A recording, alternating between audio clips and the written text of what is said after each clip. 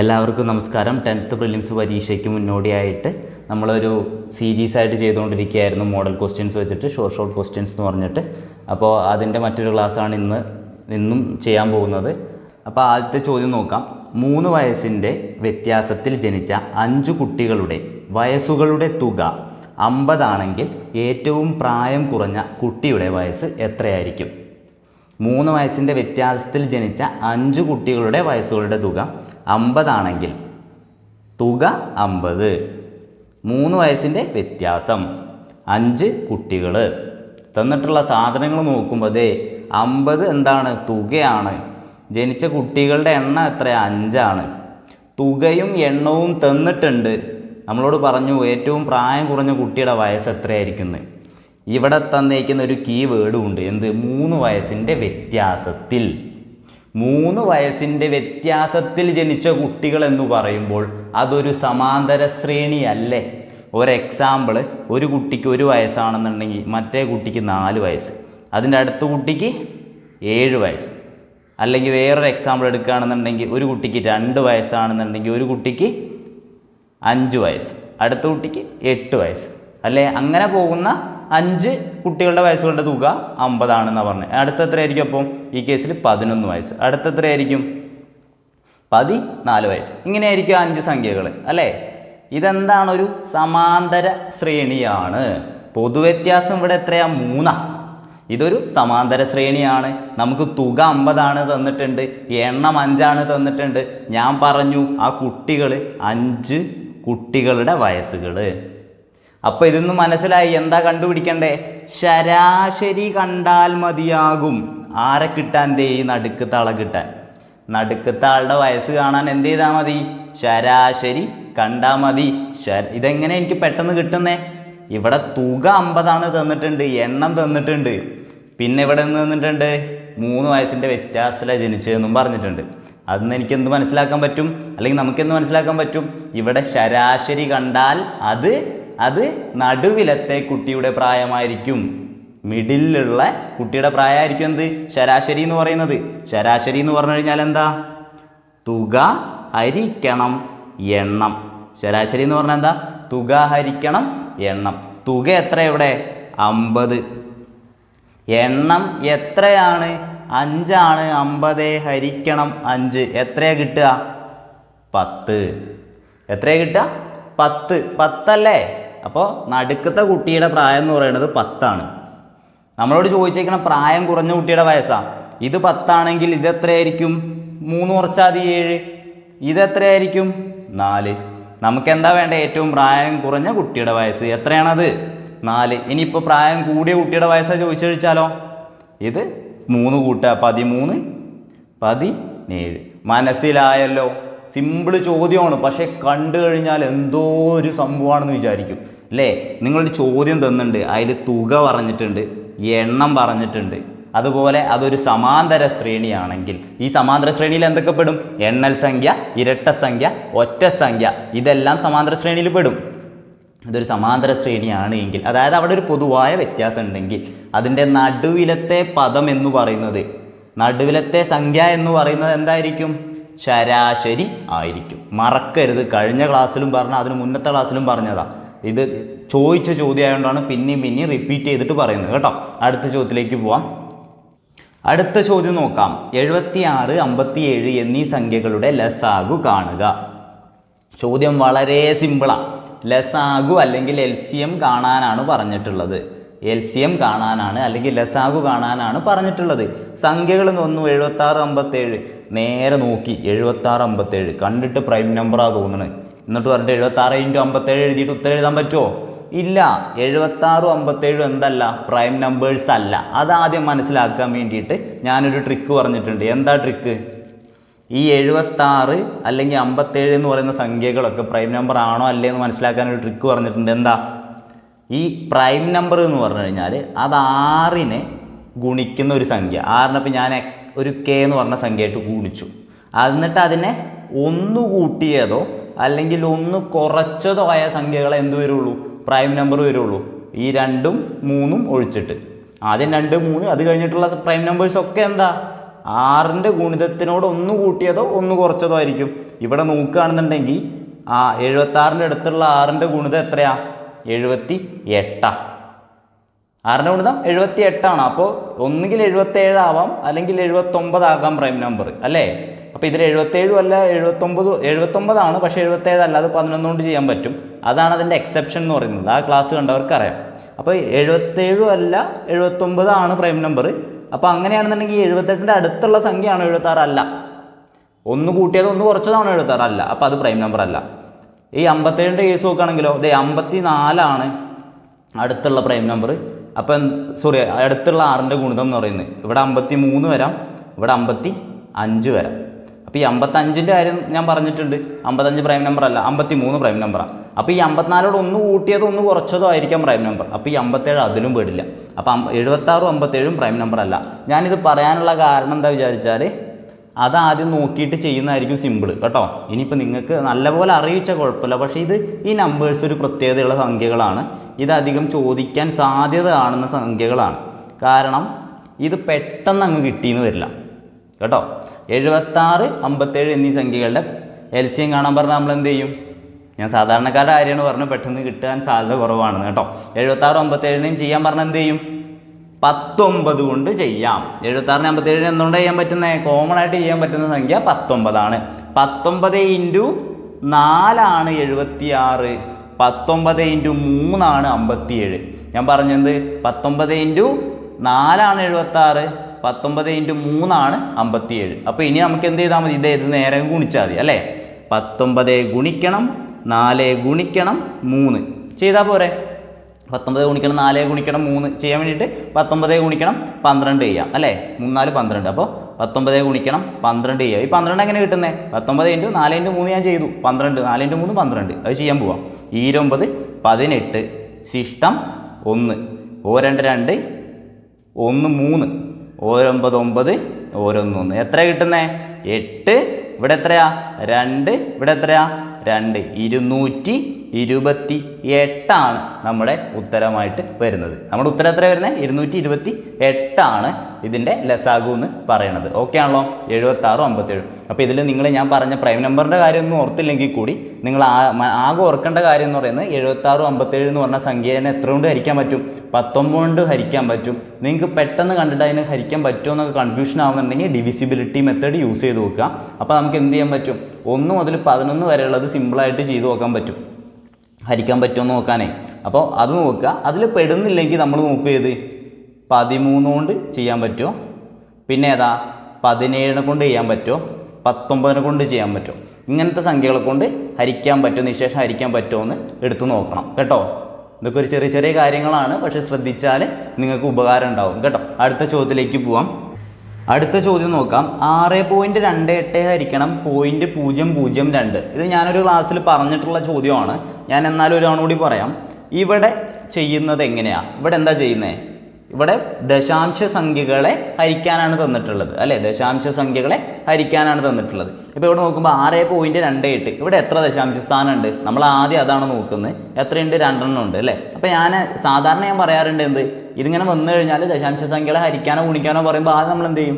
ആ ദശാംശ സംഖ്യനെ അതേപോലെ എടുത്ത് എഴുതും. 628 ഡിവൈഡഡ് ബൈ 2. ഇതാദ്യം ഞാനങ്ങ് ചെയ്തു. ഞാൻ ആദ്യം എന്ത് ചെയ്തു? 628 6.28 ഞാൻ എന്ത് എഴുതി? 628 എന്ന് എഴുതി. ഈ 0.002 ഞാൻ എന്ത് എഴുതി? 2 എന്ന് എഴുതി. ഇനി എന്ത് നോക്കും? ഇനി ഇവിടെ എത്ര ദശാംശ സ്ഥാനങ്ങളുണ്ട്? 1 2 ദശാംശ സ്ഥാനങ്ങൾ. എവിടെയോ 1 2 3 ദശാംശ സ്ഥാനങ്ങളാണ് താഴെയുള്ളത്. അപ്പോൾ ഇവിടെ എവിടെ കൂടുതൽ എവിടെ കുറവ്? താഴെ എന്ത് കൂടുതലാ? 1 കൂടുതലാ അല്ലേ? ഇവിടെ 2 ഉള്ളൂ, ഇവിടെ 3 ഉണ്ട്. താഴത്ത് 3 ദശാംശ സ്ഥാനങ്ങളുണ്ട്, മേലെ 2 ദശാംശ സ്ഥാനങ്ങളുള്ളൂ അല്ലേ? അപ്പോൾ ഇവിടെ എവിടെ കൂടുതൽ? താഴെയാണ് കൂടുതൽ. താഴെ എത്ര കൂടുതലാണ്? 1 ദശാംശ സ്ഥാനം കൂടുതലാണ്. ഇവിടെ 2 ഉള്ളൂ, ഇവിടെ 3 ഉള്ളൂ. അപ്പോൾ എത്ര കൂടുതൽ? 1 ദശാംശ സ്ഥാനം കൂടുതലാണ്. അപ്പോൾ നമ്മൾ എന്ത് ചെയ്യാന്നറിയോ? താഴെ കൂടുതലല്ലേ? അപ്പോൾ കുറവ് എവിടെ? അതെ ഇവിടെ മേലെ കുറവ്. ആ കുറവുള്ളിടത്ത് എന്ത് ചെയ്യുക? എത്ര ദശാംശ സ്ഥാന കുറവ്? 1 ദശാംശ സ്ഥാനം അല്ലേ? അപ്പോൾ 1 പൂജ്യമുള്ള ഒരു സംഖ്യയായിട്ട് ഗുണിക്കുക, അതായത് 10. ഇനിയിപ്പോൾ നമുക്ക് 2 ദശാംശ സ്ഥാനങ്ങളാണ് കുറവ്. അപ്പോൾ 4 ദശാംശ സ്ഥാനം താഴെ ഉണ്ട് വിചാരിക്കുക, മേലെ 2 ഉള്ളൂ എന്ന് വിചാരിക്കുക. അപ്പോൾ നമ്മൾ എന്ത് ചെയ്യും? 2 പൂജ്യമുള്ള സംഖ്യയായിട്ട് ചെയ്യുക. അപ്പോൾ 2 പൂജ്യമുള്ള സംഖ്യ എന്ന് പറഞ്ഞു കഴിഞ്ഞാൽ 1 ആയിരിക്കണം ആദ്യം ഉണ്ടാവേണ്ടത് കേട്ടോ. 10ൻ്റെ ബേസിലാണിത് നമ്മൾ പറഞ്ഞു കളിക്കുന്നത്. അപ്പോൾ എന്ത് ചെയ്യുക, 10 കൊണ്ട് ഗുണിക്കുക. അപ്പോൾ നോക്ക്, ഇത് വെട്ടി ചെറുതാക്കിയാൽ 628 ഇൻറ്റു 10/2 എന്ത് ചെയ്യും, 628ൻ്റെ പകുതി എടുക്കുക. 628ൻ്റെ പകുതി എത്രയാ, 314. 600ൻ്റെ പകുതി 300, 28ൻ്റെ പകുതി 14. അങ്ങനെ എടുത്താൽ മതി കേട്ടോ. ഗുണിക്കണം 10 കൊണ്ട് ഗുണിക്കാൻ ഒരു 0 ഇട്ട് കൊടുക്കുക. അപ്പോൾ നമ്മുടെ ഉത്തരം 3140 ആണ്. ഓക്കെ ആണല്ലോ. എങ്കിൽ അടുത്ത ചോദ്യത്തിലേക്ക് പോവാം. അടുത്ത ചോദ്യം നോക്കാം. മോഹൻ്റെ ഒരു മാസത്തെ വരുമാനം 50,000 രൂപയാണ്.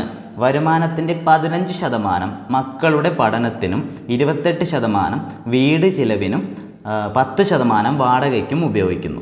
എങ്കിൽ മാസാവസാനം മോഹൻ്റെ സമ്പാദ്യം എത്ര? ചോദ്യത്തിൽ ഒരു മാസത്തെ വരുമാനം 50,000 രൂപയാണ്. വരുമാനത്തിൻ്റെ 15% പഠനം, 28% വീട് ചിലവ്, 10% വാടക. മാസാവസാനം മോഹൻ്റെ സമ്പാദ്യം എത്രയാണെന്ന് ചോദിച്ചേക്കണേ. അപ്പോൾ നമുക്ക് ആദ്യം ചിലവ് കണ്ടുപിടിക്കണ്ടേ. ചിലവ് എത്ര? 28%, ഫസ്റ്റ് എന്താ 15% അല്ലേ, 15% മക്കളുടെ പഠനം, പിന്നെന്താ 28% വീട്ടു ചിലവ്. അപ്പോൾ കൂട്ടിയാൽ മതി, കൂട്ടണം. പിന്നെന്താ 10% വാടക. ഇതാണ് മൊത്തത്തിൽ ചിലവ് അല്ലേ, ചിലവ് അല്ലേ. മൊത്തത്തിൽ ചിലവ് എത്രയാണ്? 15% പ്ലസ് 28% പ്ലസ് 10% ആണ്. 15% പ്ലസ് 28% പ്ലസ് 10%. എത്ര കൂട്ടിയാൽ 15 28 കൂട്ടിയാൽ 43, 43 10 53%. 53% എന്ത്, ചിലവ്. അപ്പോൾ അയാളെ സമ്പാദ്യം അല്ലെങ്കിൽ നീക്കിയിരിപ്പ് എന്ന് പറയുന്നത് എത്രയായിരിക്കും? മൊത്തം എത്ര ശതമാനമായിരിക്കും? മൊത്തം കിട്ടുന്നതിന് നമ്മൾ 100% ആയിട്ടാണ് എടുക്കുക. മൊത്തം കിട്ടുന്നത് എത്രയായിരിക്കും? 100% ആയിരിക്കില്ല. ആകെ എന്ന് പറഞ്ഞാൽ ടോട്ടൽ എന്ന് പറഞ്ഞാൽ 100% ആയിരിക്കും. അതിൽ 53% അയാൾക്ക് ചിലവാണ്. അപ്പോൾ അയാളെ നീക്കിയിരിപ്പ് അല്ലെങ്കിൽ സമ്പാദ്യം എത്ര ശതമാനമായിരിക്കും? സമ്പാദ്യം എത്ര ശതമാനമായിരിക്കും? ഈ 53 എന്ത് ചെയ്യുക, 100 കുറയ്ക്കുക, 100 53 കുറയ്ക്കുക, അത് എത്രയാ? 47%. 47% എന്ത്, അയാളുടെ നീക്കിയിരിപ്പ് എന്ന് പറയുന്നത്. അപ്പോൾ ഇനി എന്ത് ചെയ്താൽ മതി? ഈ 50,000ൻ്റെ 47% കണ്ടാൽ പോരെ. 50,000ൻ്റെ 47% കാണാൻ പറഞ്ഞാൽ എന്ത് ചെയ്താൽ മതി? 47/100. 47/100. ഈ 0 പോയി, ഈ 0 പോയി. ഇനി എന്താ? 47 × 500. 47 × 500. 47നെ 5 കൊണ്ട് ഗുണിച്ചാൽ എത്ര കിട്ടുക? ഇതൊക്കെ ഗുണിക്കാൻ വളരെ സുഖമാട്ടോ. 47 × 500 എന്ന് പറഞ്ഞു കഴിഞ്ഞാൽ ഈ 47 × 500നെ ശരിക്കും എങ്ങനെ എഴുതാം? 5 ഗുണിക്കണം 4700 എന്ന് എഴുതിക്കൂടെ? വല്ല കുഴപ്പമുണ്ടോ? കുഴപ്പമുണ്ടോ? 5 ഗുണിക്കണം 4700 എന്ന് എഴുതിക്കൂടെ? അങ്ങനെ എഴുതാൻ പറ്റും കേട്ടോ. 5 ഗുണിക്കണം 4700 എന്ന് എഴുതാൻ പറ്റും. അപ്പോൾ പെട്ടെന്ന് കിട്ടാൻ വേണ്ടിയിട്ടാണ് ഞാൻ പറയുന്നത്. ഇനി ഈ 5 കൊണ്ട് ഒരു സംഖ്യേനെ ഗുണിക്കുക എന്ന് പറഞ്ഞാൽ, അപ്പോൾ ഈ 47നെ ആണിച്ചാലും നമുക്ക് ഇങ്ങനെ ചെയ്യാം. ഞാനിതിപ്പോൾ ഇങ്ങനെ എഴുതിയിട്ട് പറയുന്നത് എന്താ വിചാരിച്ചു കഴിഞ്ഞാൽ കുറച്ചുകൂടി മനസ്സിലാവാൻ വേണ്ടിയിട്ടാണ്. 5 ഗുണിക്കണം 4700 എന്ന് ആക്കി ഞാൻ. ഈ 500 ഗുണിക്കണം 47നെ ഞാനിങ്ങനെ എഴുതി 5 ഗുണിക്കണം 4700 എന്ന് എഴുതി. കാരണം ഈ 2 0 ഇപ്പോൾ ഇവിടെ ഇട്ടാലും ഇപ്പുറത്തിട്ടാലും ഒരു കുഴപ്പമില്ല. ഇവിടെ ഗുണനായതുകൊണ്ട് ആ ഒരു പ്രശ്നമില്ല. ഇത് കൺഫ്യൂസിങ് ആക്കാൻ പറയുന്നതല്ല, സിമ്പിളാക്കാൻ വേണ്ടി പറയുന്നത്. ഇനിയിപ്പോൾ നിങ്ങൾക്ക് ആ ഐഡിയ വേണ്ടാന്നുണ്ടെങ്കിൽ നിങ്ങൾ എന്ത് ചെയ്യാം? 47 ഗുണിക്കണം 5 ചെയ്യാം, ഉത്തരം കിട്ടും കേട്ടോ. ഞാനത് പെട്ടെന്ന് മനസ്സിൽ ചെയ്യാൻ താല്പര്യമുള്ളവർക്ക് വേണ്ടി മാത്രം പറയുന്നതാണ്, ശ്രദ്ധിച്ചോ. എന്ത് ചെയ്യുക? 4700 ഗുണിക്കണം 5 എന്ത് ചെയ്താൽ മതി? 4700ൻ്റെ പകുതി എടുക്കുക. 4700ൻ്റെ പകുതി എത്രയാണ്? 2350. എന്നിട്ട് ഒരു 10 കൊണ്ട് ഗുണിക്കുക, ഒരു 0 ഇട്ട് കൊടുത്താൽ മതി, അത്രേ ഉള്ളൂ. 23,500. അങ്ങനെ വളരെ സിമ്പിളായിട്ട് നമുക്ക് കണ്ടുപിടിക്കാൻ പറ്റും. ഇനിയിപ്പോൾ ഇത് നിങ്ങൾക്ക് അങ്ങനെ അല്ലാതെ ഇത് ചെയ്യാൻ പറ്റും കേട്ടോ. ഇത് അങ്ങനെ അല്ലാതെ നിങ്ങൾക്ക് ചെയ്യാൻ പറ്റും. 500 ഗുണിക്കണം 47 എന്ന് പറഞ്ഞാൽ 47നെ 5 കൊണ്ട് ഗുണിക്കുക. ആദ്യം 47നെ 5 കൊണ്ട് ഗുണിക്കുക എന്ന് പറഞ്ഞാൽ എത്രയാണ്? 47നെ 5 കൊണ്ട് ഗുണിക്കാൻ 47ൻ്റെ പകുതി എടുക്കുക. എത്രയാണ്? 23.5. എന്നിട്ടൊരു 10 കൊണ്ട് ഗുണിക്കുക. അതല്ല അതിൻ്റെ അർത്ഥം, അതല്ല ഞാൻ പറഞ്ഞിട്ടുള്ളത്. അപ്പോൾ എത്ര കിട്ടി? 235. ഇനി എന്തുണ്ട്? 2 0 ഉണ്ട്, ആ 2 0 ഇട്ട് കൊടുക്കുക. അങ്ങനെ നമുക്ക് ചെയ്യാം. ഈ ഒരു സാധനം പറയുമ്പോൾ കൺഫ്യൂഷൻ ആയിട്ടുണ്ട് എന്നുണ്ടെങ്കിൽ നിങ്ങൾ എന്ത് ചെയ്യുക? ആ സാധനം പഠിക്കേണ്ട, നിങ്ങൾ എന്ത് ചെയ്യുക? ഈ സമയത്ത് എന്തായാലും അതിന് നിൽക്കേണ്ട. 47 × 5 ചെയ്യുക. എത്ര? 235 കിട്ടും. പിന്നെ 2 0 ഇട്ട് കൊടുക്കുക. സിമ്പിൾ പരിപാടിയാണ് കേട്ടോ. നിങ്ങൾ ആകെ പഠിക്കേണ്ടത് എന്താണ്? ഇവിടെ വരുമാനത്തിൻ്റെ 15% മക്കളുടെ പഠനത്തിനും 28% വീട്ടു ചെലവിനും 10% വാടകയ്ക്കും ചിലവാക്കുന്നു എന്ന് പറയുമ്പോൾ ഇതെല്ലാം കൂട്ടിയാൽ കിട്ടുന്നതാണ് അയാളുടെ മൊത്തം ചിലവ്. അയാളുടെ സമ്പാദ്യം എന്ന് പറയുന്നത് 100%-ൽ നിന്ന് ഇയാളുടെ ഈ ചിലവ് കുറയ്ക്കുന്നതായിരിക്കും. ആ ഒരു കോൺസെപ്റ്റ് മാത്രം നിങ്ങൾ മനസ്സിലാക്കുക. എന്നിട്ട് അതിൻ്റെ ശതമാനം എത്രയാണെന്ന് കാണും. ഓക്കെ, അടുത്ത ചോദ്യത്തിലേക്ക് പോവാം. അടുത്ത ചോദ്യം നോക്കാം. 6/1/4 വർഗ്ഗമൂലം എത്രയാണ്? 6/1/4 വർഗ്ഗമൂലം എത്രയാണ്? എന്താ ചെയ്യണ്ടേ? ദേ 6/1/4 വർഗ്ഗമൂലമാണ് ചോദിച്ചത്. വർഗ്ഗമൂലം എന്ന് പറഞ്ഞു കഴിഞ്ഞാൽ റൂട്ട് എടുക്കാനാണ് പറഞ്ഞേക്കണേ. നമ്മൾ സാധാരണ 6/1/4 നമ്മൾ എന്ത് ചെയ്യും? ഇന്ന് നേരെ ചെയ്യാൻ പറ്റുമോ? ഇല്ല. നമ്മൾ എന്താ ആദ്യം ചെയ്യുക? ആദ്യം നമ്മളിതിനെ വിഷമഭിന്നായിട്ട് മാറ്റും. ഈ മിശ്രഭിന്നത്തിനെ വിഷമഭിന്നായിട്ട് മാറ്റും. 6/1/4 നമ്മൾ ആദ്യം വിഷമഭിന്നാക്കി മാറ്റും. എങ്ങനെ? ഈ 4നെ 6 കൊണ്ട് ഗുണിക്കുക. 6 4 24 പ്ലസ് 1 എത്രയാ? 6 4 24 പ്ലസ് 1 എത്രയാ? 25 ഡിവൈഡഡ് ബൈ ഈ താഴെയുള്ള അതുപോലെ എഴുതാം. അപ്പോൾ നമുക്ക് ഇതിനെ എങ്ങനെ എഴുതാൻ പറ്റും? ഇനി 25/4. ഇനി പറ, ഇനി നേരെ എന്ത് ചെയ്താൽ ഇതിൻ്റെ വർഗ്ഗമൂലം എടുത്താൽ മതി. 25/4 അല്ലേ? ഗുണനവും ഹരണവും അടിച്ചാൽ നേരെ പുറത്തേക്ക് എടുക്കാൻ പറ്റും കേട്ടോ, സിമ്പിളായിട്ട്. 25ൻ്റെ റൂട്ട് എത്രയാ? 5. താഴെ 4ൻ്റെ റൂട്ട് എത്രയാ? 2. 5/2. ഇനിയിപ്പോൾ നമുക്ക് മിശ്രഭിന്നത്തിലാണ് ഉത്തരം വേണ്ടതെങ്കിൽ എന്ത് ചെയ്യും? ദേ ഈ 5നെ 2 കൊണ്ട് ഹരിക്കുക. 5/2 എന്ന് പറഞ്ഞാൽ അതല്ലേ എൻ്റെ അർത്ഥം. 5നെ 2 കൊണ്ട് ഹരിക്കുക. അപ്പോൾ നമുക്ക് 2നെ കൊണ്ട് ഹരിക്കുമ്പോൾ 2 × 2 4 ശിഷ്ടം 1. ഉത്തരം എത്രയായിരിക്കും? ദേ ഈ 2 ഹരണഫലത്തെ നമ്മൾ സാധാരണ എന്താണ് ഹോൾ നമ്പറായിട്ട് എഴുതി. ഇനി നമുക്ക് അംശത്തിൻ്റെ സ്ഥാനത്ത് ഈ ശിഷ്ടം, അംശത്തിൻ്റെ സ്ഥാനത്ത് ശിഷ്ടം എഴുതി, ഛേദത്തിൻ്റെ സ്ഥാനത്ത് നമ്മൾ ഹരിച്ച സംഖ്യ 2. 2/1/2 ആണെന്ത്? 6/1/4 സ്ക്വയർ റൂട്ട് അല്ലെങ്കിൽ വർഗ്ഗമൂലം എന്ന് പറയണത്. സിമ്പിൾ ചോദ്യം അല്ലേ? സിമ്പിൾ ചോദ്യം അല്ലേ? അടുത്ത ചോദ്യത്തിലേക്ക് പോവാം. അടുത്ത ചോദ്യം നോക്കാം. ഈ ചോദ്യം എന്തെന്നുള്ള ചോദ്യമാണെന്നുള്ളൊരു കൺഫ്യൂഷൻ ആയിരിക്കും കുറച്ച് ആളുകൾക്ക് ഉണ്ടായിട്ടുണ്ടാവുക. അതുകൊണ്ടാണ് ഈ ചോദ്യം ചെയ്ത സമയത്ത് പലർക്കും ഇതിൻ്റെ ഉത്തരം കിട്ടാതിരുന്നതെന്നാണ് എനിക്ക് തോന്നുന്നത്. ചോദ്യം നോക്കാം. ഒരു ക്രിക്കറ്റ് കളിയിൽ ആദ്യത്തെ 10 ഓവറിലെ റൺ നിരക്ക് 3.2 റണ്ണാണ്. ബാക്കിയുള്ള 40 ഓവറിൽ ഏത് റൺ നിരക്കിൽ റൺ എടുത്താലാണ് എതിർ ടീമിനെതിരെ 282 റൺസ് സ്കോർ ചെയ്യാൻ പറ്റുക എന്നാണ് ചോദിച്ചിട്ടുള്ളത്. അപ്പോൾ ഈ 3.2 എന്ന് പറയുന്നത് ഓരോ ഓവറിൽ 3.2 റൺ എടുത്തു എന്നുള്ള പോലെയാണ്. മനസ്സിലായോ? അപ്പോൾ ആദ്യത്തെ 10 ഓവറിലെ റൺ നിരക്ക് 3.2 ആണ് എന്ന് പറഞ്ഞു കഴിഞ്ഞാൽ ആ 10 ഓവറിലെടുത്ത റൺസ് എത്രയാണെന്ന് അറിയാൻ എന്ത് ചെയ്താൽ മതി? സംഭവം ഇതെന്താണ്? ശരാശരിയാണെന്നേ. ശരാശരി സമം തുക ബൈ എണ്ണം. ഈ സാധനം അറിഞ്ഞു കഴിഞ്ഞാൽ, ഈ ഒരൊറ്റ സാധനം അറിഞ്ഞാൽ നിങ്ങൾക്ക് ഈ പ്രോബ്ലം ചെയ്യാം. അപ്പം നോക്ക്, ആദ്യത്തെ 10 ഓവറിലെ റൺ നിരക്ക് 3.2 ആണെന്ന് പറഞ്ഞാൽ ഈ 10 ഓവറിൽ ഈ 10 എന്ന് പറയുന്നതാണ് ഈ എണ്ണം. ഈ 3.2 എന്ന് പറയുന്നതാണ് എന്ത്? ശരാശരി. എങ്കിൽ പറ 10 ഓവറിൽ എത്ര റൺ എടുത്തിട്ടുണ്ടായിരിക്കും? 10 ഓവറിലെ ഞാൻ ഇങ്ങനെ എഴുതാം. 10 ഓവറിലെ റൺസ് എന്ന് പറഞ്ഞു കഴിഞ്ഞാൽ എത്രയായിരിക്കും? ദേ ഈ 10 ഗുണിക്കണം 3.2. 3.2 10 കൊണ്ട് ഗുണിച്ചാൽ 32. ആ പോയിന്റ് മാറ്റിയിട്ടാൽ മതി. 32 റൺസാണ് 10 ഓവറിൽ എടുത്തത്. ഇനി എന്താ? ബാക്കി 40 ഓവറിൽ ഏത് റൺ നിരക്കിൽ റൺ എടുത്താലാണ് എതിർ ടീമിനെതിരെ 282 റൺസ് സ്കോർ ചെയ്യാൻ സാധിക്കുക? അതായത് ഇനിയുള്ള 40 ഓവറിൽ എത്ര റൺസ് അടിക്കണം? 40 ഓവറിൽ എത്ര റൺസ് അടിക്കണം? നമ്മളപ്പോൾ മൊത്തം 282 ആവണ്ടേ? 282 ആവണ്ടേ? നമ്മളിപ്പോൾ ഓൾറെഡി എത്ര അടിച്ചിട്ടുണ്ട്? 32 അടിച്ചിട്ടുണ്ട്. അത് 32 കുറയ്ക്കുക. അപ്പോൾ 250 എന്ന് കിട്ടി. 40 ഓവറിൽ എടുക്കേണ്ട റൺസ് എത്രയാ? 250. ഇതാണ് നമ്മുടെ തുക എന്ന് പറയുന്നത്. ഇതാണ് ചോദ്യത്തിലെ തുക എന്ന് പറയുന്നത്. ഓക്കെ, എന്താണിത്? ഇതാണ് നമ്മുടെ തുക എന്ന് പറയുന്നത്. ഈ 250 റൺസാണ് നമ്മൾ എടുക്കേണ്ടത്. എത്ര ഓവറിലാണ്? 40 ഓവറിൽ. അപ്പോൾ നമുക്ക് വേണ്ട റൺ നിരക്ക് എന്ന് പറയുന്നത് ഏത്? ബാക്കി 40 ഓവറിലെ റൺ നിരക്ക് എന്ന് പറയുന്നത്, 40 ഓവറിലെ റൺ നിരക്ക് എന്ന് പറയുന്നത് എന്താ? തുക എത്ര? 250 ബൈ എണ്ണം. 40 തന്നതല്ലേ? 40. ഈ 0 വെട്ടിപ്പോയി. 25/4. 25നെ 4 കൊണ്ട് ഹരിക്കുക എന്ന് പറഞ്ഞു കഴിഞ്ഞാൽ ഞാൻ ഹരിച്ചെന്നെ ചെയ്യാം. 25/4. 6 4 24 ശിഷ്ടം 1. ഇനി ചെയ്യാൻ പറ്റുമോ? ഇല്ല. അപ്പോൾ ഇവിടെ ഒരു 0 ഇടണം. അപ്പോൾ ഇവിടെ എന്ത് ചെയ്യണം? പോയിന്റ് ഇട്ടിട്ടുണ്ടാവണം. ഇനി 2 4 8. 2 ഇറക്കി എഴുതി ഇവിടെ ഒരു 0 ഇട്ടു. I4 20. അപ്പോൾ ഇവിടെ 0. ഇവിടെ എത്ര ഉത്തരം? 6.25 റൺസ് നിരക്കിൽ എന്ത് ചെയ്യണം? ബാക്കിയുള്ള 40 ഓവറിൽ സ്കോർ ചെയ്യണം. അപ്പോഴാണ് നമുക്ക് അതിന് ഉത്തരം കിട്ടുക കേട്ടോ. 282 റൺസ് കിട്ടുക. അപ്പോൾ നമ്മുടെ ഉത്തരം എത്രയാണ്? 6.25 ആണ്. ഇത് ഏതൊരു ക്രിക്കറ്റ് ഭ്രാന്തൻ ഉണ്ടാക്കിയ ചോദ്യമാകുന്നു അല്ലേ? അടുത്ത ചോദ്യത്തിലേക്ക് പോവാം. അടുത്ത ചോദ്യം നോക്കാം. വിട്ടുപോയ പദസംഖ്യ ഏത് എന്നാണ് ചോദിച്ചിട്ടുള്ളത്. അപ്പോൾ ഇതിൽ 2-3 മെത്തേഡിൽ ചെയ്യാം. ഞാൻ പറയാൻ പോണത് ഈ ഐഡിയയാണ്. നോക്ക്, 1² പ്ലസ് 0 ആണ് 1, 2² പ്ലസ് 1 എന്ത് 5 എന്ന് പറയുന്നത്. 4 + 1 5. അപ്പോൾ രണ്ടാമത്തെ ടൈം എങ്ങനെ കിട്ടിയാൽ മനസ്സിലായി. അപ്പോൾ ഇനി മൂന്നാമത്തെ ടൈം എത്രയായിരിക്കും നിങ്ങളൊന്ന് പറഞ്ഞേ. യെസ്, 3² പ്ലസ് ഇവിടെ 0 1 ഇവിടെ എത്രയായിരിക്കും? അപ്പോൾ 2, 9 1 11. അപ്പോൾ അത് കിട്ടി. ഇനി 19 എങ്ങനെയാണ് വന്നേ നോക്കാം.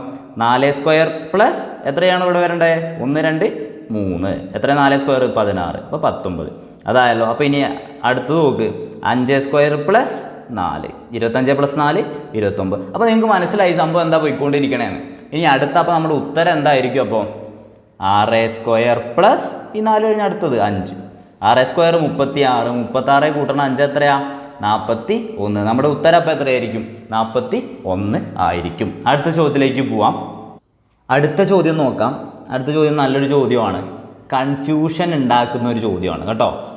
അപ്പോൾ ഒറ്റ സെക്കൻഡിൽ ചോദ്യം വായിച്ച് അതിൻ്റെ ഫസ്റ്റത്തെ ഫേസ് കഴിയുമ്പോൾ തന്നെ ഉത്തരം എഴുതാൻ പറ്റും.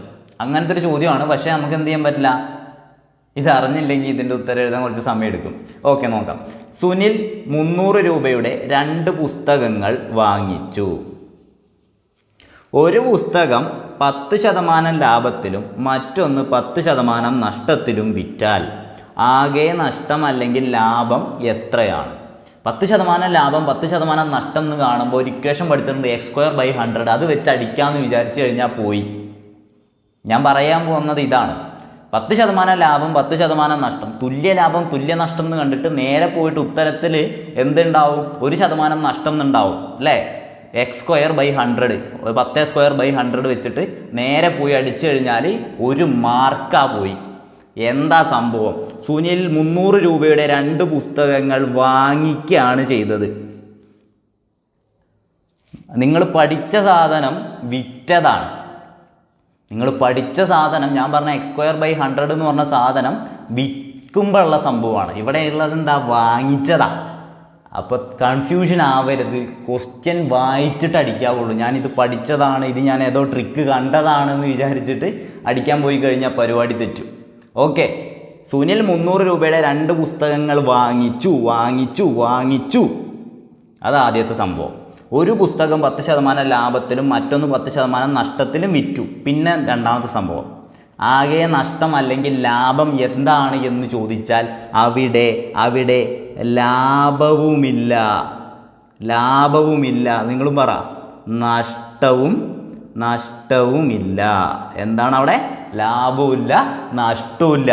മനസ്സിലായോ? ഞാൻ പറഞ്ഞ കാര്യം മനസ്സിലായോ? എന്താണ് ഇതിൽ? എ ഓപ്ഷൻ എന്തായിരിക്കും? 1% നഷ്ടം, രണ്ടാമത്തെ ഓപ്ഷൻ 1% ലാഭം, മൂന്നാമത്തെ ഓപ്ഷൻ ലാഭവുമില്ല നഷ്ടവുമില്ല, നാലാമത്തെ ഓപ്ഷൻ ഇവയൊന്നുമല്ല. ഇങ്ങനെയായിരിക്കും നിങ്ങൾക്ക് ഓപ്ഷൻ തരിക. നിങ്ങൾ നോക്ക്, ഈ ചോദ്യത്തിൽ പറഞ്ഞിട്ടുണ്ട് സുനിൽ 300 രൂപയുടെ 2 പുസ്തകങ്ങൾ വാങ്ങിച്ചു, കീവേഡ് വാങ്ങിച്ചു. ഇതാണ് ആദ്യമെങ്കിൽ, ആദ്യം വാങ്ങിയിട്ട് വിൽക്കുകയാണെന്നുണ്ടെങ്കിൽ അവിടെ തുല്യ ശതമാനങ്ങളാണെങ്കിൽ എന്താണ്? ലാഭവുമില്ല നഷ്ടവുമില്ല. ഇത് മനസ്സിലാക്കി വെക്കണം കേട്ടോ, തെറ്റരുത്. അപ്പോൾ ഇനിയിപ്പോൾ നിങ്ങൾക്കിത് മനസ്സിലാക്കാൻ കഴിഞ്ഞില്ല എന്ന് വിചാരിക്കും. ഇത് ചെയ്താൽ മതിയെന്നേ. 300 രൂപയുടെ 2 പുസ്തകങ്ങൾ വാങ്ങിച്ചു. അപ്പോൾ 300 രൂപയുടെ 2 പുസ്തകങ്ങൾ വാങ്ങാൻ എത്ര രൂപ ചിലവായി ഉണ്ടാവും? 300 × 2 600 രൂപ ചിലവായിട്ടുണ്ട്. ഇനി പറ, ഒരു പുസ്തകം 10% ലാഭത്തിൽ, 10% ലാഭം എന്ന് പറഞ്ഞു കഴിഞ്ഞാൽ 110% വിറ്റുണ്ടാവും അല്ലേ? ഒരു ബുക്ക് 10% നഷ്ടത്തിൽ. ഒരു 10% നഷ്ടം എന്ന് പറഞ്ഞു കഴിഞ്ഞാൽ നിങ്ങൾക്ക് അറിയുന്നതുകൊണ്ടാണ് ഞാൻ പറയുന്നത് കേട്ടോ. 10% നഷ്ടം എന്ന് പറഞ്ഞാൽ 100ന് 10 കുറച്ചാൽ എത്രയാണ്? 90. 90/100. 90% എന്ന് പറഞ്ഞാൽ 90/100. 110% എന്ന് പറഞ്ഞാൽ 110/100. 110% എങ്ങനെ വരുന്നത്? വാങ്ങിയ വില എപ്പോഴും 100% ആയിരിക്കും. അതിനോട് നമ്മൾ എന്ത് ചെയ്യും? 10% കൂട്ടി അല്ലേ? അപ്പോൾ ഇത് ചെയ്താൽ എങ്ങനെ കിട്ടായി? 2 0 പോയി 2 0 പോയി. 3 × 110 എത്രയാ? 330. അതേപോലെ ഇത് 2 0 പോയി 2 0 പോയി. 3 × 90 270. ഇത് രണ്ടും കൂട്ടിയാൽ എത്രയാണ് കിട്ടുക? 600 തന്നെയാണ് കിട്ടുന്നത്. ഈ 600 റുപ്യ തന്നെ നമ്മളെ ചിലവായത്, ഈ 600 തന്നെ നമുക്ക് കിട്ടുന്നത്. അപ്പോൾ ചോദ്യം ശ്രദ്ധിക്കണം. ചോദ്യത്തിൽ ആദ്യം വാങ്ങിച്ചു എന്നാണ് പറയുന്നതെങ്കിൽ തുല്യ ലാഭം തുല്യ നഷ്ടത്തിനാണ് വിൽക്കുന്നതെന്നുണ്ടെങ്കിൽ അവിടെ എന്തായിരിക്കും ഉത്തരം? ലാഭവുമില്ല നഷ്ടവുമില്ല. മാർക്കില്ലല്ലോ. അടുത്ത ചോദ്യം കാണുമ്പോൾ ആ കൺഫ്യൂഷൻ അങ്ങ് തീർന്നു കിട്ടിക്കോളും. അടുത്ത ചോദ്യം നോക്കാം. ഇതാണ് ആ ചോദ്യം. 24,000 രൂപ വീതം 2 മേശ വിറ്റപ്പോൾ, സാധനം മനസ്സിലായിണ്ടാവുമല്ലോ. ഇപ്പോൾ കൺഫ്യൂഷൻ അടിച്ചു വന്ന ആൾക്കാർക്കൊക്കെ മനസ്സിലായിണ്ടാവുമല്ലോ. 24,000 രൂപ വീതം 2 മേശ വിറ്റപ്പോൾ ഒരു മേശയ്ക്ക് 20% ലാഭവും രണ്ടാമത്തെ മേശയ്ക്ക് 20% നഷ്ടവും വന്നാൽ കച്ചവടത്തിലാകെ ലാഭമോ നഷ്ടമോ? ചോദ്യത്തിൽ അപ്പം ശ്രദ്ധിക്കുക, നേരത്തെ ചോദ്യത്തിൽ എന്തായിരുന്നു? വാങ്ങിച്ചു എന്നാ. അപ്പോൾ ഇതിലെന്താണ്? വിറ്റപ്പോൾ എന്നാ. ആദ്യമേ പറയുന്ന വാക്കാണ് ശ്രദ്ധിക്കേണ്ടത്. ആദ്യം വാങ്ങി എന്ന് പറഞ്ഞാൽ ആദ്യം, ഇവിടെ വിറ്റപ്പോൾ എന്നാണ് പറയുന്നത്. അപ്പോൾ ശ്രദ്ധിക്കുക. അപ്പോൾ വിറ്റപ്പോൾ ഒരു മേശയ്ക്ക് 20% ലാഭവും രണ്ടാമത്തെ മേശയ്ക്ക് 20% നഷ്ടവും വന്നാൽ കച്ചവടത്തിലാകെ ലാഭവും നഷ്ടമോ? ഈ 24,000 ഇവിടെ പ്രസക്തി ഇല്ല. കാരണം ഓപ്ഷനിൽ ആ പൈസയുടെ വിലയല്ല തന്നിട്ടുള്ളത്, എത്ര ശതമാനം ലാഭമാണോ നഷ്ടമാണോ. ഇങ്ങനെ വന്നാൽ ഒരു ആർട്ടിക്കിൾ, ഒരു സാധനം വാങ്ങിയിട്ട് ഒരു സാധനം വിറ്റപ്പോൾ ഇത്ര തുല്യ ശതമാനം ലാഭവും തുല്യ ശതമാനം നഷ്ടവുമാണ് വരുന്നത് എങ്കിൽ, തുല്യ ശതമാനം ലാഭവും തുല്യ ശതമാനം നഷ്ടവുമാണ് വരുന്നതെങ്കിൽ അത് എക്സ് എന്നെടുക്കാം. ഇവിടുത്തെ കേസിൽ 20 എന്നെടുക്കാം. എങ്കിൽ അതിൻ്റെ ലാഭമാണോ നഷ്ടമാണോ ചോദിച്ചു കഴിഞ്ഞാൽ അതെല്ലായ്പ്പോഴും നഷ്ടം ആയിരിക്കും. അത് ശതമാനത്തിൽ പറയുകയാണ് എങ്കിൽ അത് x²/100 തുല്യമായിരിക്കും. എപ്പോഴും എന്താണത്? നഷ്ടമായിരിക്കും. അത് ശതമാനത്തിൽ പറയുകയാണെന്നുണ്ടെങ്കിൽ x²/100 തുല്യമായിരിക്കും. എക്സ് എത്ര ഇവിടെ? 20% ലാഭമാണ്, 20% നഷ്ടമാണ്. അപ്പോൾ എക്സ് എത്രയാ? 20²/100. 20ൻ്റെ സ്ക്വയർ എത്ര നിങ്ങൾക്കറിയാം? 400/100. എത്രയാ? 2 0 പോയി 2 0 പോയി. എത്രയാ? 4%. ലാഭമാണോ നഷ്ടമാണോ? നഷ്ടം. എത്രയാ? ആകെ 4% നഷ്ടം. ഇനി ഇത് നിങ്ങൾക്ക് തെറ്റില്ലല്ലോ, ഇനി ഇത് നിങ്ങൾക്ക് കൺഫ്യൂഷൻ ആവില്ലല്ലോ. അടുത്ത ചോദ്യത്തിലേക്ക് പോവാം. ഇന്നത്തെ ചോദ്യങ്ങളൊക്കെ കുറച്ച് തലപെരുക്കുന്ന ചോദ്യങ്ങളാണ് അല്ലേ? കുഴപ്പമില്ല, നിങ്ങൾക്ക് അറിയാമെന്ന് ഞാൻ വിചാരിക്കുകയാണ്. നിങ്ങൾക്ക് കൺഫ്യൂഷൻ ഉണ്ട് എന്നുണ്ടെങ്കിൽ നിങ്ങൾ ആ ഭാഗം ഒന്ന് പഠിക്കാൻ ശ്രമിക്കുക കേട്ടോ. നമ്മുടെ ക്ലാസ് തന്നെ കാണണമെന്നില്ല, നിങ്ങൾ പഠിക്കാൻ ശ്രമിക്കുക. പഠിച്ച് നോക്കിയിട്ട് മാത്രം പരീക്ഷയ്ക്ക് പോവുക കേട്ടോ. കൺഫ്യൂഷൻ വരണം. കൺഫ്യൂഷൻ വരുമ്പോൾ നിങ്ങൾ എന്ത് ചെയ്യുക? ആ ഭാഗം നിങ്ങൾ സ്വയം പഠിക്കാൻ ശ്രമിക്കുക. സ്വയം പഠിച്ചിട്ട് കിട്ടുന്നില്ല എന്നുണ്ടെങ്കിൽ നിങ്ങൾ യൂട്യൂബിലോ എന്തിലാണ് നിങ്ങൾക്ക് കിട്ടാമെന്ന് വെച്ചാൽ, അല്ലെങ്കിൽ നിങ്ങളുടെ ഫ്രണ്ട്സിനോട് ചോദിച്ചാൽ മതി. അങ്ങനെയെങ്കിൽ ചോദിക്കാം കേട്ടോ. നമ്മൾ വിചാരിക്കുന്നുണ്ട് ഇങ്ങനെ ഇങ്ങനെ ഡൗട്ട്സൊക്കെ ക്ലിയർ ചെയ്യാനുള്ള ഒരു സംഭവം നമ്മൾ വിചാരിക്കുന്നുണ്ട്. നമ്മളത് ചെയ്യുമ്പോൾ നമ്മൾ അറിയിക്കും കേട്ടോ. അപ്പോൾ നമുക്കിതെങ്ങനെ ചെയ്യാൻ നോക്കാം. അടുത്ത ചോദ്യം 3/5 whole cube into 3/5 whole power x+5 സമം 3/5 ഹോൾ പവർ 12 ആയാൽ എക്സിൻ്റെ വില എത്ര? ഇന്നലെ ഇതേ മോഡലൊരു ചോദ്യം നമ്മൾ ചെയ്തതാണ്. അതിൽ ഞാനൊരു സാധനവും പറഞ്ഞതാ. എന്ത്? a⁻x ഗുണിക്കണം a⁻y എന്ന് പറഞ്ഞാൽ a⁻x+y ആണ്. ഇതേ മോഡൽ ഞാനൊരു സാരം പറഞ്ഞല്ലേ. ഈ ബേസ് എന്ന് പറയുന്നത് നോക്ക്, 3/5 3/5 3/5 ഇത് തുല്യല്ലേ? ബേസ് എല്ലായിടത്തും സെയിമാ. അപ്പം ഇനി എന്ത് ചെയ്താൽ മതി? അപ്പോൾ ഈ മേലുള്ളത് ചെയ്താൽ മതിയെന്നേ. അപ്പോൾ മേലുള്ളത് എന്ത് ചെയ്താൽ മതി? ഈ മേലുള്ളത് മാത്രമേ ഞാൻ പറയുന്നുള്ളൂ. ഓക്കെ, ഞാനിത് ജസ്റ്റ് ഇങ്ങനെ പറയാം. 3/5 ഹോൾ പവർ 3 ഗുണിക്കണം 3/5 ഹോൾ പവർ x+5 എന്ന് പറഞ്ഞാൽ എന്താണ്? ഇത് വെച്ചിട്ട് നോക്കുകയാണെന്നുണ്ടെങ്കിൽ എന്താണ്? ഈ ഭാഗം വെച്ച് നോക്കുകയാണെന്നുണ്ടെങ്കിൽ 3/5 ഹോൾ പവർ 3 + x+5 അല്ലേ? ഇതെന്തിന് തുല്യമാണെന്നാണ് പറഞ്ഞേക്കണേ? 3/5 ഹോൾ പവർ 12 തുല്യമാണ്. അപ്പോൾ ഇനി ഞാനൊന്നും പറയണ്ടല്ലോ. ഞാൻ എന്ത് ചെയ്താൽ മതി? ഞാനിതൊന്നും പറയണ്ട. ഞാൻ ആകെ എന്ത് ചെയ്താൽ മതി? ഏത് ഭാഗം പറഞ്ഞാൽ മതി? ഇങ്ങനൊരു ചോദ്യം വരികയാണെന്നുണ്ടെങ്കിൽ, അതായത് ബേസ് തുല്യമായിട്ട് വരികയാണെന്നുണ്ടെങ്കിൽ, ഇങ്ങനെയാണെങ്കിൽ എന്ത് ചെയ്താൽ മതി? ഇവിടെ ഗുണിക്കലുമാണ്. അപ്പോൾ എന്ത് ചെയ്താൽ മതി? നേരെ ഈ സാധനങ്ങളെ മാത്രം ചെയ്ത് നോക്കിയാൽ മതി. 3 കൂട്ടണം x+5 സമം 12. ഇത്രയേ ഉള്ളൂ കേട്ടോ. അപ്പോൾ ഇനി നോക്ക്, 3 + x+5 അപ്പോൾ x പ്ലസ് ഈ 5ഉം 3ഉം കൂട്ടിയാൽ 8 സമം 12. അപ്പോൾ ഇനി എനിക്ക് എക്സ് കണ്ടുപിടിക്കാമല്ലോ. എക്സ് എത്രയാ? ഈ 12 അവിടെ നിൽക്കുന്നുണ്ട്. ഈ +8 സമത്തിൻ്റെ അപ്പുറത്തോട്ട് പോകുമ്പോൾ എന്തായിട്ട് മാറും? -8 ആയിട്ട് മാറും. എക്സ് സമം 4. ഉത്തരം 4. ഓക്കെ അല്ലേ? ഇനിയിപ്പോൾ നിങ്ങൾക്ക് ഓപ്ഷനിൽ നിന്ന് വേണേലും ചെയ്യാം കേട്ടോ. ഇതൊന്നും ചെയ്യാൻ നിൽക്കണ്ട. ഓപ്ഷനിലുണ്ടായിരിക്കും കേട്ടോ. 2 3 4 5 അങ്ങനെ ഓപ്ഷനിലുണ്ടാവും. അപ്പോൾ നിങ്ങൾ 2 എടുത്ത് നോക്കുക. അപ്പോൾ എക്സ് ഇവിടെ 3 + 2 + 5 എത്രയാ? 3 2 5 5 5 10. അത് 12ന് തുല്യമാണോ? അല്ല. അപ്പോൾ ഇനി അടുത്തെടുത്ത് നോക്കുക. 3 3 3 9. ഇവിടെ എക്സിന് 3 എടുത്തു കഴിഞ്ഞാൽ 3+3+ അപ്പോൾ 6, 6 5 11, അത് 12 തുല്യമാണോ? അല്ല. അപ്പോൾ അടുത്തെടുത്ത് നോക്കുക 4, 3+4+5, 3ഉം 4ഉം 7, 7ഉം 5ഉം 12, അപ്പോൾ അത് തുല്യമാണ്. അപ്പോൾ നമുക്ക് അങ്ങനെ എടുക്കാനും പറ്റും കേട്ടോ. ഇനി ഈ ഒരു സോൾവ് ചെയ്യാനൊക്കെ ബുദ്ധിമുട്ടുള്ള ആളുകൾ അങ്ങനെ ചെയ്താലും മതി.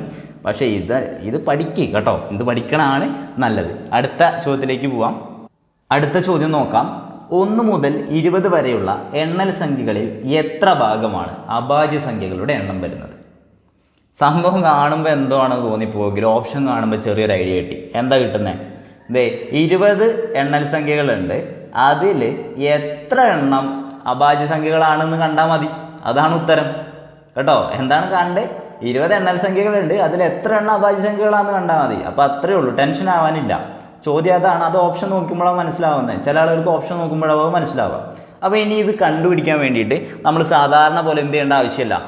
അഭാജ്യ സംഖ്യകളുടെ എണ്ണം കണ്ടുപിടിക്കാൻ വേണ്ടിയിട്ട് എന്ത് ചെയ്യേണ്ട ആവശ്യമില്ല. ഇങ്ങനെ കൂട്ടി പോകേണ്ട ആവശ്യമില്ല. അതായത് എഴുതി പോകേണ്ട ആവശ്യമില്ല. 2, 3, 5, 7, 11 അങ്ങനെ പറഞ്ഞ് എഴുതി പോകേണ്ട ആവശ്യമില്ല. എന്നിട്ട് അത് എത്ര എണ്ണാന്ന് എണ്ണേണ്ട ആവശ്യമൊന്നുമില്ല. നമ്മളിതിനൊരു കോഡ് പഠിപ്പിച്ചിട്ടുണ്ടായിരുന്നു. ഒരു മൊബൈൽ നമ്പർ കാണാതെ പഠിച്ചോ എന്ന് പറഞ്ഞിട്ടുണ്ടായിരുന്നു അല്ലേ? എന്തായിരുന്നു ആ നമ്പർ? 44. എൻ്റെ കൂടെ പറ, പഠിച്ചവരല്ലേ, കൂടെ പറ. 44, 22, 322, 44, 22, 321. ഞാൻ പറഞ്ഞ കോഡൊന്നും കൂടി നിങ്ങളൊന്ന് പറ. 44, 22, 322, 321. ഈ 44 ഈ കോഡ് എന്തിനാ തന്നേക്കുന്നതെന്നും പഠിക്കണ്ടേ? ഈ 1 മുതൽ 10 വരെയുള്ളത്, 1 മുതൽ 10 വരെയുള്ള സംഖ്യകളുടെ എണ്ണമാണ്. 1 മുതൽ 10 വരെയുള്ള എണ്ണൽ സംഖ്യകളിൽ എത്ര അഭാജ്യ സംഖ്യകളുണ്ട് ചോദിച്ചു കഴിഞ്ഞാൽ ഉത്തരം എത്രയാ? 4. 10 മുതൽ 20 വരെ എത്ര ഉണ്ട് ചോദിച്ചു കഴിഞ്ഞാൽ എത്രയാ? 4. 20 മുതൽ 30 വരെ എത്ര ഉണ്ടെന്ന് ചോദിച്ചു കഴിഞ്ഞാൽ അപ്പം എത്രയായിരിക്കും? 2. 30 മുതൽ 40 വരെ ആണെങ്കിൽ അതും 2. ഇനി നോക്ക്, 40 മുതൽ 50 വരെ ആണെങ്കിലോ 3 എണ്ണം, 50 മുതൽ 60 വരെ ആണെങ്കിലോ 2 എണ്ണം, 60 മുതൽ 70 വരെ ആണെങ്കിൽ 2 എണ്ണം. അപ്പോൾ 70 മുതൽ 80 വരെ ആണെങ്കിൽ 3, 80 മുതൽ 90 വരെ ആണെങ്കിൽ എത്രയാ? 2 എണ്ണം, 90 മുതൽ 100 വരെ ആണെങ്കിൽ 1. ഇനിയിപ്പോൾ നമുക്ക് വേണ്ടത് ചോദ്യത്തിൽ 20 എണ്ണം വരെയുള്ളതിൽ ആദ്യത്തെ 20, 1 മുതൽ 20 വരെയുള്ള എണ്ണൽ സംഖ്യകൾ എത്ര അഭാജ്യ സംഖ്യ ഉണ്ട് എന്നല്ലേ കാണണ്ടേ? അപ്പോൾ 1 മുതൽ 10 വരെ 4 ഉണ്ട്, പിന്നെ 10 മുതൽ 20 വരെ 4 ഉണ്ട്. അപ്പോൾ ടോട്ടൽ എത്ര ഉണ്ടായിരിക്കും? 4 കൂട്ടണം 4 എത്രയാ? 8. 8/20 ഓപ്ഷൻ ബി ആണ് കറക്റ്റ് ആൻസർ. ഇനിയിപ്പോൾ നമ്മൾ ചെയ്യാറുള്ള ഒരു ചോദ്യമുണ്ട്. എന്ത്? 1 മുതൽ 100 വരെ എത്ര അഭാജ്യ സംഖ്യകളുണ്ട്? കഴിഞ്ഞ ക്ലാസ്സിൽ പറഞ്ഞതാ. 1 മുതൽ 100 വരെ എത്ര അഭാജ്യ സംഖ്യകളുണ്ട്? പെട്ടെന്ന് ആലോചിച്ചിട്ട് കിട്ടിയില്ല എന്ന് വിചാരിക്കും, കൂട്ടിയാൽ മതി. ഈ കോഡ് പഠിക്കണം എന്തായാലും. അപ്പോൾ ഈ കോഡ് പഠിക്കുന്ന ആൾക്ക് എന്തായാലും അത് ഓർത്തിരിക്കാനുള്ള ബുദ്ധി ഉണ്ടാവും. എന്നാലും ഞാൻ ജസ്റ്റ് പറയാമെന്നേ ഉള്ളൂ കണ്ടുപിടിക്കാൻ വേണ്ടിയിട്ട്. ഈ 4 4 8, 8 2 10, 10 2 12, 12 3 15, 15 2 17, 17 2 19, 19 3 22, 22 2 24 1 25. 1 മുതൽ 100 വരെ എത്ര എണ്ണം ഉണ്ട്? 25. അപ്പോൾ 1 മുതൽ 50 വരെ എത്ര എണ്ണം ഉണ്ട്? 1 മുതൽ 50 വരെ എത്ര എണ്ണം ഉണ്ട്? 4 4 2 8, 8 2 10, 12 15. അപ്പോൾ 1 മുതൽ 50 വരെ എത്ര എണ്ണം ഉണ്ട്? 15 അല്ലേ? 1 മുതൽ 100 വരെ എത്ര എണ്ണം ഉണ്ട്? 25. മനസ്സിലാവുന്നുണ്ടോ? അപ്പോൾ ഇനി നിങ്ങളോട് ചോദിക്കുകയാണ്, 90നും 100നും ഇടയിൽ എത്ര അഭാജ്യ സംഖ്യകളുണ്ട് ചോദിച്ചാൽ നിങ്ങൾക്ക് പറഞ്ഞുകൂടെ? എത്രയാ? 1 ഉള്ളൂ. 90നും 100നും ഇടയിൽ 1 ഉള്ളൂ. ഇത് ചോദിച്ച ചോദ്യമായതുകൊണ്ടാണ് ഞാൻ പറഞ്ഞത്. അപ്പോൾ മനസ്സിലായല്ലോ. അടുത്ത ചോദ്യത്തിലേക്ക് പോവാം. നമ്മൾ എന്ത് ചെയ്യുന്നു? ദശാംശ സംഖ്യകളെ ഹരിക്കാനൊന്ന് നോക്കി അല്ലേ? ഇനി നമ്മൾ ദശാംശ സംഖ്യകളെ ഗുണിക്കാൻ വേണ്ടിയിട്ടൊന്ന് നോക്കി നോക്കാം.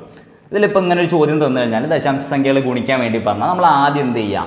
ആദ്യം വളരെ സിമ്പിളായിട്ട് 5 ഗുണിക്കണം 0.5 ഗുണിക്കണം 0.05 ഗുണിക്കണം 0.005 ആണെന്നുണ്ടെങ്കിൽ നമുക്ക് തന്നിട്ടുള്ള 5 5 5 5 ആ സംഖ്യകളെ മാത്രം ഗുണിക്കാം. ആ സംഖ്യകളെ മാത്രം ഗുണിച്ചാൽ നമുക്ക് എത്ര കിട്ടും?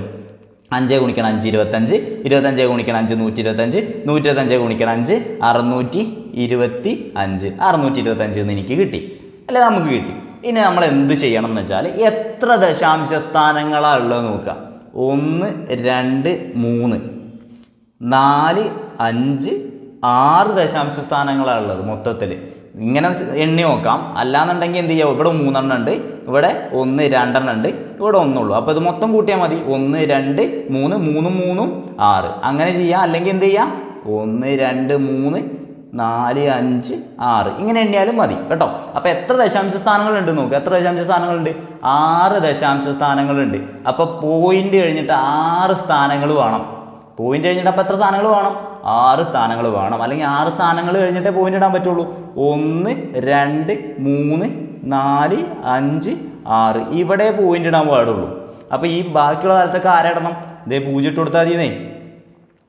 പോയിന്റ് 0 0 0 6 2 5 1 2 3 4 5 6 സ്ഥാനങ്ങൾ മാറ്റിയിട്ടല്ലേ. അപ്പോൾ ഇത്രയേ ഉള്ളൂ ഗുണിക്കാനൊക്കെ കേട്ടോ. ഇത്രയേ ഉള്ളൂ ഗുണിക്കാൻ. ഇനി വേറെ എക്സാമ്പിൾ ഞാൻ പറയാം. ഇതിൽ തന്നെ നമുക്കൊരു ഗുണിക്കാനുള്ള ഒരു പ്രോബ്ലം കൂടി ചെയ്ത് നോക്കാം. അടുത്ത നോക്ക്, 1.2-നെ ഞാൻ 1.2 കൊണ്ട് ഗുണിക്കാമെന്ന് വിചാരിക്കും. അതായത് 1.2 സ്ക്വയർ. 1.2 ഞാൻ 1.2 കൊണ്ട് ഗുണിക്കുകയാണെന്ന് വിചാരിക്കും. അപ്പോൾ എനിക്ക് എത്രയാണ് കിട്ടുക? ഞാൻ സാധാരണമാതിരി എന്ത് ചെയ്യുന്നു, ആദ്യം 12 ഈ 1.2 ഞാൻ എന്താക്കി 12 ആക്കി. ആ പോയിന്റ് ഒഴിവാക്കിയിട്ട് 12 × 12 ചെയ്യുക. 12 × 12 എത്രയാണ്? 144. 144 അല്ലേ 12 × 12. ഇനി ഞാൻ നോക്കുക, ഇവിടെ എത്ര ദശാംശ സ്ഥാനങ്ങളുണ്ട്? ഇവിടെ 1 ഉണ്ട്, ഇവിടെ 1 ഉണ്ട്. അപ്പോൾ 2 എണ്ണം. ടോട്ടൽ 2 ദശാംശ സ്ഥാനങ്ങളാണ് ഉള്ളത്. അപ്പോൾ നമ്മൾ ഉത്തരത്തിൽ എന്തുണ്ടാവണം? 2 ദശാംശ സ്ഥാനങ്ങൾ മാറ്റി പോയിന്റ് ഇടണം. 1 2 ദേ ഇവിടെ ഒരു പോയിന്റ് ഇട്ടു. 1.44 ആയിരിക്കും നമ്മുടെ ഉത്തരം എന്ന് പറയുന്നത്. മനസ്സിലായല്ലോ? എങ്കിൽ അടുത്ത ചോദ്യം നോക്കി നോക്കാം. ഇന്നത്തെ ക്ലാസ്സിലെ അവസാനത്തെ ചോദ്യമാണ്. 10 പവർ 499 എത്ര അക്കങ്ങൾ ഉണ്ട്? ഇതിപ്പോൾ എങ്ങനെ കണ്ടുപിടിക്കാമെന്ന് ചോദിക്കും. പക്ഷേ ഫസ്റ്റ് ഓപ്ഷൻ എ ഓപ്ഷൻ നിങ്ങൾക്ക് തരാൻ പോകുന്നത് 499 എന്നാണ്. ബി ഓപ്ഷൻ 500 എന്നാണ്. സി ഓപ്ഷൻ 501 എന്നാണ്. അപ്പോൾ നിങ്ങൾ എങ്ങനെ എഴുതും? ഉത്തരം എത്രയായിരിക്കും? നമ്മൾ കൺഫ്യൂഷൻ അടിക്കേണ്ട ഒരാവശ്യമില്ല. 10 ബേസ് ആയിട്ട് അല്ലെങ്കിൽ 10 ബേസ് ആയിട്ട് തരുന്ന സംഖ്യകളാണെങ്കിൽ, 10 ബേസ് എന്ന് പറഞ്ഞു കഴിഞ്ഞാൽ ഈ പവറിൻ്റെ താഴെ ഈ സാധനമല്ലേ, ഇതാണ് ബേസ് എന്ന് പറയുന്നത്. അപ്പോൾ 10 ബേസ് ആയിട്ട് തരുന്ന സംഖ്യകളാണെന്നുണ്ടെങ്കിൽ അതിൽ എത്ര അക്കങ്ങളുണ്ട് എന്ന് കണ്ടുപിടിക്കാൻ വളരെ സിമ്പിളാണ്. അതിൻ്റെ പവർ എത്രയാണെന്ന് നോക്കുക. അതിൻ്റെ പവർ എത്രയാണ്? 499. അതിനോട് 1 കൂട്ടിയാൽ മതി. അപ്പോൾ എത്രയായിരിക്കും? 500 ആയിരിക്കും നമ്മുടെ ഉത്തരം എന്ന് പറയുന്നത്. പറഞ്ഞത് ഒരാളോട് കൂടി പറയാം. 10 ബേസ് ആയിട്ട് വരുന്ന സംഖ്യകളാണെന്നുണ്ടെങ്കിൽ അതിൻ്റെ പവറിനോട് 1 കൂട്ടിയാൽ നമുക്ക് എന്ത് കിട്ടും? എത്ര അക്കങ്ങളുണ്ട് എന്ന് കിട്ടും. ഇനി വേറൊരു ചോദ്യം ഞാൻ നിങ്ങൾക്ക് തരാം. 10 പവർ 249 ഇതിൽ എത്ര അക്കങ്ങളുണ്ട്? നിങ്ങൾ പറ. എത്രയായിരിക്കും? 10 ബേസ്. അപ്പോൾ 249നോട് എന്ത് ചെയ്യണം? 1 കൂട്ടിയാൽ നമുക്ക് എത്ര അക്കങ്ങളുണ്ട് എന്ന് കിട്ടും. ഓക്കെ അല്ലേ? അപ്പോൾ നമ്മൾക്കൊരു ഹോംവർക്കും കൂടി തരാമല്ലോ. ഹോംവർക്കിൻ്റെ ആവശ്യമില്ല, എന്നാലും ഞാൻ തരാം. 10 പവർ 125 ആണ് സംഖ്യ. ഇതിൽ എത്ര അക്കങ്ങളുണ്ട് എന്ന് നിങ്ങൾ എന്ത് ചെയ്യും? ഒന്ന് കമൻ്റ് ആയിട്ടിട്. ഓക്കെ, അപ്പോൾ ഇത്രയാണ് പറയാനുള്ളത്. Thank you.